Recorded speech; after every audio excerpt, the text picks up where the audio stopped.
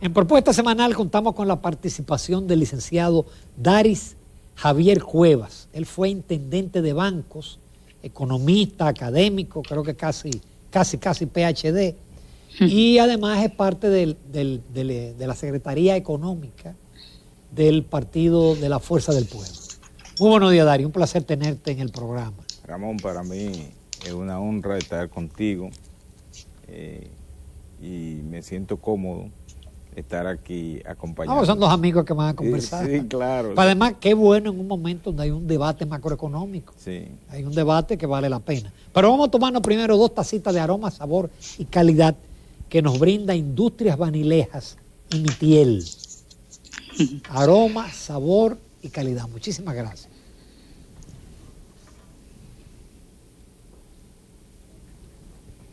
El presidente Leonel Fernández pronunció un discurso. Como decía Ángel Loco en un artículo de ayer, el PLD habló al otro día y eso no dio ni frío ni calor.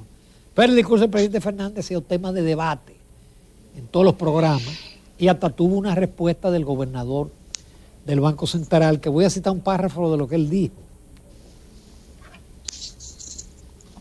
Dijo que el exmandatario indicó que la recuperación experimentada se debe a un rebote estadístico y no a una reactivación real de las actividades económicas.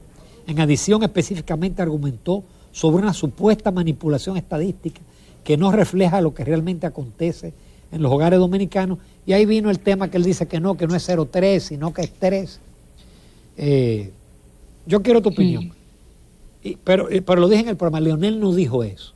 Es decir, Leonel no puso en duda la cifra, ni dijo que hay una manipulación, ni nada de eso lo dijo Leonel Fernández. Pero tú eres que tienes que hablar de Leonel Fernández y del 0,3 y del 3 y del rebote y del no rebote. Sí. Mira, hay dos cosas importantes, Ramón, y a los amigos televidentes, que hay que poner en primer plano. Número uno es, sorprende el Banco Central entrar en un debate político. Eso de entrada llama mucho la atención. Ojalá que no vuelva a ocurrir. Y segundo, si tú comparas las cifras del Banco Central, el propio Banco Central, y las cifras del Ministerio de Economía, en el Banco Central se habla de que la riqueza nacional, o sea, el Producto Interno Bruto, arrojó un balance de 90,000 y algo, y el Ministerio millones de dólares, y el Ministerio de Economía y Desarrollo habla de 82,083. Entonces, cuando tú cruzas las informaciones, te das cuenta que efectivamente lo que hay en términos reales, el PIB te puede dar 1.2, 1.3 proyectado, pero encima de estar proyectado, si es 1.3 o 1.1 o 1.2, si tú tomas el error estadístico, que siempre se da lo que econométricamente se llama el grado de confianza o de error, entonces tú vas a tener que exactamente coincide el punto 3 con el 1.1 o 1.2. O sea, tú le das el rango de error, tú se lo puedes atribuir a ese diferencial. En tercer lugar, y tú sabes muy bien, porque es un asunto matemático, estadístico, las proyecciones se sustentan en modelos econométricos y las proyecciones son eso, proyecciones. Yo me llama la atención por qué discutir una proyección. Tú puedes tener una información y yo otra y hacer... pero también hay que ver que el Fondo Monetario cada 3 meses cambia su proyección. Perfecto, entonces ahí es que voy. Entonces esas proyecciones, por ejemplo, para esta fecha del año 2020, daban que la economía dominicana podía arrojar un crecimiento de 5.5%. ¿Cómo terminó la economía en el 2020? En menos 6.5%. O sea, las proyecciones, claro, hay que tener cuidado por lo que tú dijiste, de las variaciones.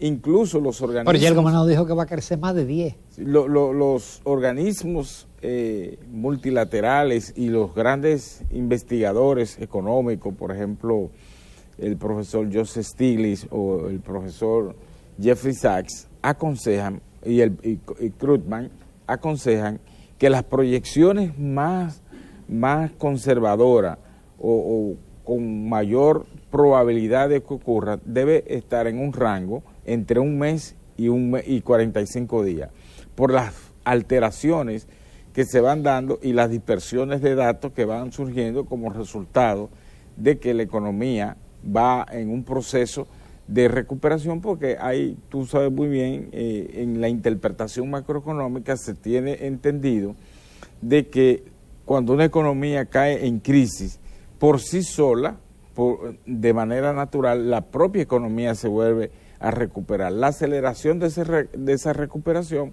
estaría en función de las medidas u orientaciones de políticas económicas. Y más en este caso que fue por un cierre, no fue por un choque externo, ni una crisis bancaria, sino que fue porque se cerró y cuando tú abres, bueno, pues empiezan las actividades. No, claro, y sobre todo se trata de una crisis inducida por una crisis sanitaria. Mundial. Que es, Sanitaria cuando mundial. tú analizas la historia económica global, te das cuenta de la historia de las crisis económicas, te das cuenta que este es el caso más atípico en relación a lo que son las crisis económicas que tienen otra naturaleza, como la que tú hablabas. Puede venir por crisis bancaria, crisis presupuestaria o crisis de balanza de pago, que son las demás comunes, en particular lo que es los mercados financieros. Esta crisis actual no es de esa naturaleza. Entonces, con eso hay que tener cuidado. Y las proyecciones son eso, proyecciones. Las proyecciones no se discuten, son formas. Es decir, el doctor Fernández dijo que si termina en 7.5, es que sería 0.3 en relación al 2019. Exacto. Ahora, si se da el 10.5 que dice el gobernador, sería más de 3. Que por lo demás es un gran milagro. Pero sigue siendo una proyección, sigue siendo una proyección. ¿Por qué? Porque la economía en esta etapa, en este caso la economía dominicana, por la propia naturaleza de la economía y las necesidades de los sectores económicos y los agentes de la economía, tiende a ir a un proceso de recuperación natural. Pero también te puede venir un rebrote. Te puede venir un También. rebrote, pero hay algo importante importante aquí también. Cuando tú analizas los datos, incluso lo que le suministran a la CEPAL, porque a veces le damos mucha credibilidad a la argumentación de los organismos regionales y multilaterales, pero la información es de aquí que se suministra. Lo que hacen los organismos es darle su propia interpretación e introducir modelos que le permitan hacer una explicación. ¿Qué ocurre con eso? Perdón, ahora que tú tocas eso. Cuando el gobernador dice que el Fondo Monetario avala la cifra de la República Dominicana, significa que el banco, que ellos se meten y auditan y revisan, ¿no? Cuando ellos vienen, tú y yo sabemos que vienen a pedirle información a uno. Y ellos lo que buscan la consistencia. Lo que sí, el Banco Central sigue los manuales de balanza de pago, es decir, siguen los lineamientos. La parte presupuestaria, etcétera. Entonces, ese esquema que se usa, todos los organismos internacionales, los investigadores tienen que sustentarse en las informaciones que se levantan a nivel interno. La diferencia está en cómo se interpreta y cómo se puede observar la consistencia de las informaciones que se están suministrando. Entonces, desde ese punto de vista, la credibilidad primaria tiene que nacer en el país y quién la suministra. Yo recuerdo en una ocasión que el fondo, de manera elegante, cuestionaba el nivel de inflación de Argentina. Sí. Pero no decía que no era, sino, miren, hay organizaciones privadas que dicen que ese número no es el adecuado. Pero bueno, tenemos a Ana Patricia Núñez, virtual, que hace rato Daris. que quiere hacer una pregunta. Hola, Daris, ¿cómo estás? Muy bien. Qué bueno, Daris. Quería preguntarte, en tu opinión como economista, ¿cuál ha sido el manejo que se le ha dado a la pandemia y si realmente el impacto económico que ha tenido pudo haber sido distinto, pudo haber mermado un poco los efectos? Mira, la pandemia tiene dos fases de manejo, fruto de que fue administrada por dos gobiernos. En una primera fase, el manejo de la administración anterior no tuvo la presencia de la vacuna. O sea, el gobierno anterior se despidió sin la presencia de una vacuna. En términos sanitarios, no había una precisión, incluso la clase médica fue sorprendida totalmente. El gobierno tomó muchas medidas de asistencialismo, la parte de la política social, entonces ya la transferencia de un nuevo gobierno tiene una visión distinta en cuanto a la orientación de la reactivación de la economía, pero además en términos del manejo de la pandemia siguió el mismo patrón. Fue el mismo patrón. Yo creo, Ramón, que la única diferencia fue que Sánchez Cárdenas salía todos los días a hablar y los ministros que lo sustituyeron no hablaron. Yo creo que ahí es que tuvo la diferencia. Concluyó la economía con un balance negativo, como todos sabemos. La cantidad de contagios y la cantidad de muertes fueron muy elevadas al terminar el 2020. Ya en el 2021, en febrero, aparece la vacuna. Obviamente el gobierno estaba en la obligación, no era ni el gobierno saliente ni la sociedad, sino el gobierno tenía la obligación de enfrentar. Pero hay que reconocer que el gobierno se movió. No, ahí es que voy, tenía la obligación de enfrentar la compra de la vacuna, la adquisición, y de hecho está. Yo lo único que veo que en ambos gobiernos hay algo parecido, y es el dividendo político que se ha buscado a través, o se ha procurado a través de la pandemia. En sentido general, la pandemia tiene un vínculo con lo que es el manejo internacional, por varias razones. Primero, por las decisiones de las organizaciones sanitarias internacionales como la OPS, la OMC y la OMS. Entonces, ese manejo, más las medidas de política económica que tenían que ser de naturaleza local, otras que tenían que estar en función de las circunstancias, el entorno económico internacional, y yo creo que ahí sí han ido alineándose.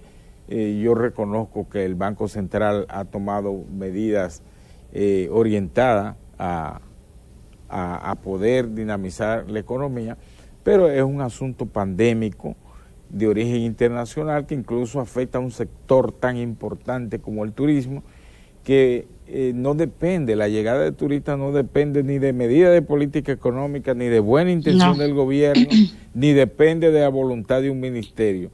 Depende de la decisión de la persona, de qué tanto puede, en una situación de riesgo sanitario, viajar de un país a otro. Por ejemplo, cuando nosotros, tú, yo, Ana Patricia, sale del país, es una decisión personal y que te convierte en turista. Ningún gobierno de un país del mundo te está diciendo, ni a mí ni a ella, viajen. Entonces va a depender de la interpretación del riesgo sanitario que tú puedas tener de eso. Por ejemplo, yo decidí no viajar mientras haya una situación de pandemia, salvo que yo tenga una situación que sea debido a muerte. Por ejemplo, yo debí de ir a España al inicio de la pandemia y lo suspendí. Yo tenía que buscar mi título de doctor y yo no pude viajar. Y le dije al director, yo no voy a viajar, yo no necesito el título para que me lo entreguen para nada. No, además en España el virus estaba mío. Y exactamente, entonces él me dijo, no venga, ya tú eres doctor. Pero el asunto de la entrega formal que hace la universidad, en algún momento se hace. Por ejemplo, para ponerte algo de fuerza mayor. Entonces, así puede haber muchas personas, no dependen de la voluntad de aquel, del otro, ni nada por el estilo. Adelante, Ana Patricia, si tiene otra pregunta, para yo no robarme el programa entero. Claro que sí. Daris, ahora mismo ha entrado sobre la mesa una serie de debates. Vimos recientemente también unas medidas que ha adoptado el Banco Central, el miércoles sobre una inyección de fondos. Háblanos un poquito sobre eso, qué está pasando con la economía, cómo se está moviendo, para que el público general que no maneja muchas de esas de esos términos, de esas cifras y de esas cosas sepa qué pasa. Mira, ¿Y qué impacto va a traer eso a la población en general? Como le dije a Ramón antes de tú entrar en el set, la historia de las crisis económicas nos dicen que la recuperación de una economía en un periodo de crisis se da de manera natural. O sea, la propia economía tiende a recuperarse de manera natural por sí sola. Perdón, entonces déjame de preguntártelo. Entonces, el hecho de que se quieran tomar algunas medidas o forzar algunas cosas es contraproducente. ¿Perdón? El hecho de que se quieran tomar algunas medidas o quizás forzar algunas cosas o tomar algunas decisiones puede ser contraproducente. Sí, no. Dice que si no son necesarios los estímulos. No, los estímulos van a ser necesarios mientras permanezca el ambiente de crisis. El gobierno está obligado a reinventarse medidas de política económica una encima de la otra. E incluso puede tomar medidas, digamos, de 6 meses, 4, y en el camino esas medidas pueden no ser efectivas y la pueden reforzar. Esa es una tarea pendiente que tanto el Banco Central como el Ministerio de Hacienda, Economía, tienen que estar pendientes al curso de la economía. O sea, en este proceso, para evitar lo que tú habías señalado, de un posible rebrote, debe haber también una concepción, una visión de medidas de política económica para contrarrestar cualquier eventualidad. Yo me sorprendí una declaración creo que fue de la vicepresidenta, que dijo que el estado de emergencia se mantiene porque se espera un rebrote en octubre. Ya, bueno, ya eso de por sí se convierte en un factor de riesgo. E incluso, sin ella darse cuenta, amplía la probabilidad de que el turismo se mantenga retenido. La profecía autocumplida. No, porque mira qué sucede, Ramón, tú que lo has visto y yo también en eventos internacionales, la presencia en el país de cualquier turista o cualquier persona que venga a la República Dominicana, lo primero que hacen es buscar los indicadores de salud. Nosotros no. Nosotros salimos y no preguntamos ni el nivel de pobreza del país, ni el tipo de cambio al que vamos. En cambio, por ejemplo, un canadiense te viene aquí y sin pandemia se te pone cuatro vacunas, desde que lee República Dominicana, porque la ventaja y a su vez desventaja que tiene la era digital es que el mundo está abierto y tiene acceso a todas las informaciones. En ese sentido, todos los turistas, antes de viajar a la República Dominicana, ven ese tipo de información. En consecuencia, lo está diciendo la vicepresidenta de la República, entonces hay que ponerle más atención. Si la vicepresidenta de la República, el ministro de Hacienda, el ministro de Salud y el presidente de la República dieron una información, sabe que el mundo entero la va a manejar y dependiendo lo que hayan dicho, de esa manera la interpreta el que está fuera del país, incluyendo hasta los propios dominicanos. Daris, la población en general, el público en general, ve que se toman generalmente muchas medidas de carácter, la parte monetaria y financiera, pero no vemos que la parte fiscal, la cual debe de dársele un peso, una importancia y necesita una urgente reforma fiscal, se esté como haciendo algo. Vamos a ver qué está pasando en ese aspecto y si realmente se necesita una reforma fiscal integral urgente para el país. Mira, ciertamente la política monetaria por sí sola no define el curso de la economía. No. Tiene que ser una armonía, una combinación con la política fiscal. En tiempos de crisis, el buen juicio, como digo yo, recomienda no hacer reforma fiscal.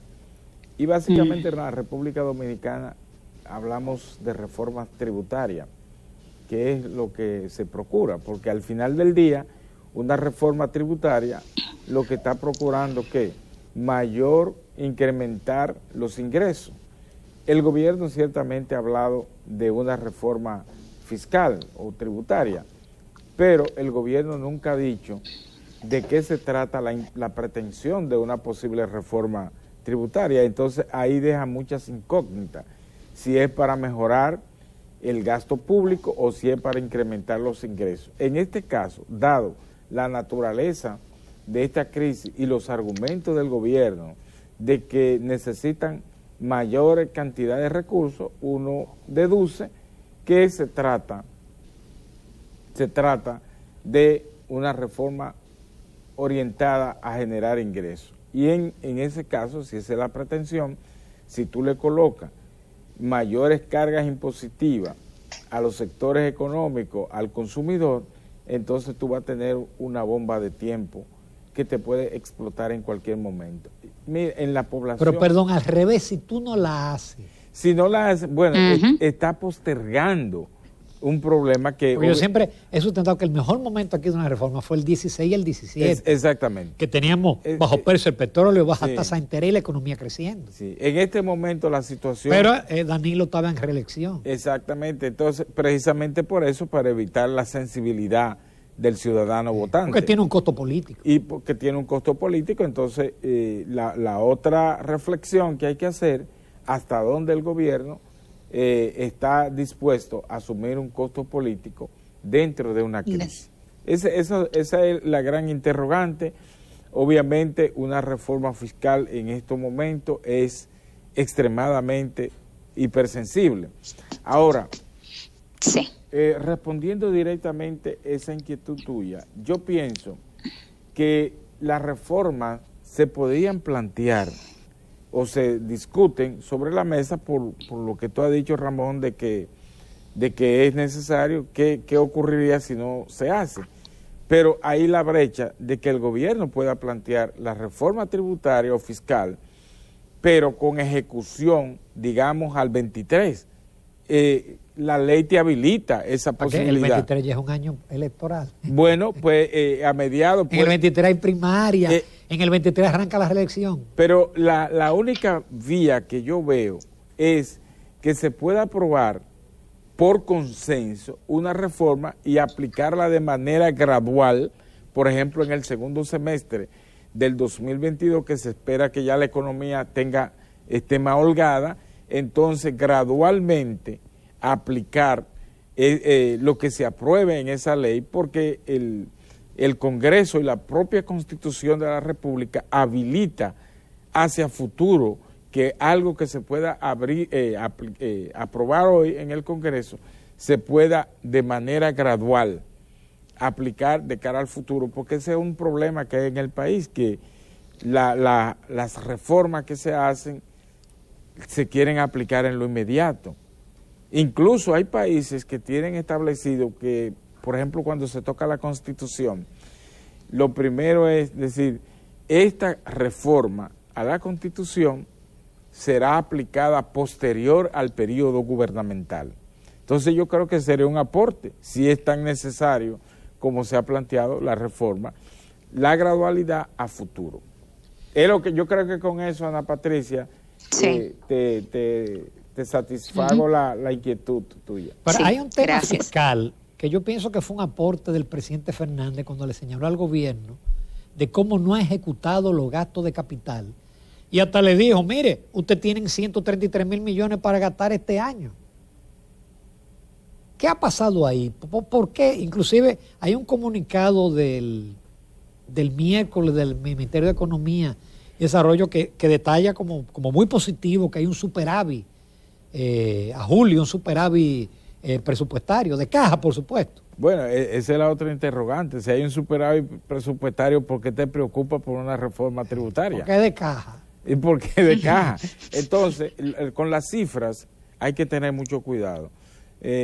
No hay que saber logaritmo para tú saber que los números tienen interpretaciones y argumentaciones. Cómo tú enfocas las interpretaciones, los argumentos que tú vas a tener. Entonces, un asunto de caja chica no me lo confunda con un asunto estructural o presupuestario. Y ese es un problema de las informaciones. ¿Y cuál es el problema mayor, Ramón y Ana Patricia? Es que al final se puede caer en la debilidad de desacreditar las cifras oficiales y los organismos que emiten esas cifras. Esa es la preocupación mayor. Tú sabes que yo comentaba el jueves en el telematutino de que se entiende que en algún momento el Banco Central tuviera el monopolio de las estadísticas, pero ya son muy pocos los bancos centrales que manejan eso. Es decir, eso, porque tú no puedes ser juez y parte. Es decir, tu papel es controlar la inflación, pero tú calculas la inflación. Y yo estaba en la Junta Monetaria, yo sé que en algún momento se discutió eso en el segundo gobierno de Leonel, pero no prosperó. No, pero no tan solo debe ser una resolución de la Junta, debe estar establecido en la ley.